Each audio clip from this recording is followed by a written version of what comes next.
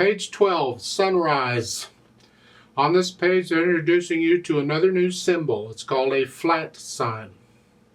And it looks like a weird looking B, sort of. Remember in the last video, the one for page 11, they introduced the sharp sign. It looks like this. Well, the flat sign looks like that. And it does the same as the sharp, except it goes the other direction. Remember, a sharp went up. One key water black. Well, the flat goes down. And I think like a flat tire goes down. Well, a flat goes down. And if a flat goes down, the sharp has to go up because they go opposite directions. So let's look at it. Just forget the music for a minute. If I have a D and I want a D flat, I go down one note, water black. It's a D flat. If I have a G and I want a G flat, I go down one note, water black, G flat. If I have a C and I want a C flat, C is there, a C flat is one note. It's also a B, it's a C flat too. Remember I said all the notes on piano have multiple names. Let's say for instance, if I have a G and I want a G sharp, I go up. G sharp. Well, if I have an A and I want an A flat, I go down. It's the same note. So that note is either a G sharp or an A flat. Remember, all the keys have multiple names and it makes sense, so we'll get there. And that's the flat sign. And again, we're going to use the same finger for the flat, for the black key as we'd use for the white. So you just look at the third measure. You see the B and it has a flat in front of it. Well, you're in this position now.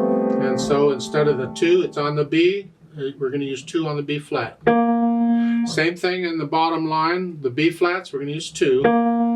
And the rule is the same. It applies from that point on for the rest of the measure, but only that measure. So in the bottom line, the second and third measures, you have a B flat in each measure. They have to have a flat sign for each one because the flat's only good for the measure it's in. Otherwise it goes away. Look the piece over. Make sure you can play the notes. Take your time because now your position is here, little finger, and when the right hand plays is here, so now we're back to middle C position here.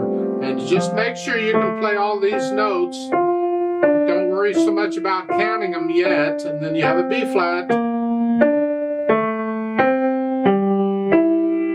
the end, they're both Fs. Play them together. Second line. Now the two hands are playing at the same time. Well, do the right hand first. Here, second line here. Make sure you've got the notes. In the left hand, it's a B flat, an A B flat, an A, okay. Then you put the hands together. These are together, and these are together here, and then these are together again, and then here, here, and then here, and here. So you got to work it out so the notes are playing at the same time. Because you're using different fingers and it gets weird. It just feels weird. I had a time when I was young and learning to do this because I wanted to always do the same thing in each hand. You can't do that in piano. The hands have to be independent. Good luck with that. It takes a while. It'll come if you keep working at it. Now once you got the notes, go back and put in the counting here. 1, 2, and 3, and 4, and 1, and 2, and 3, and 4, and. 1, 2, 3, 4. You go through and put in the counting at whatever speed you choose, and then go back through those spots where you're hesitating and work out the hesitation so it is a steady beat. No hesitations allowed anywhere.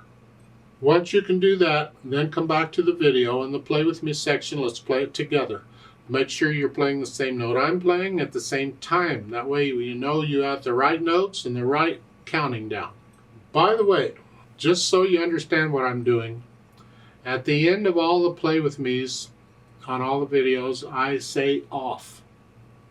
And the reason I do that is because there's not a beat. We're at the end of the piece, there's not another beat. We're done.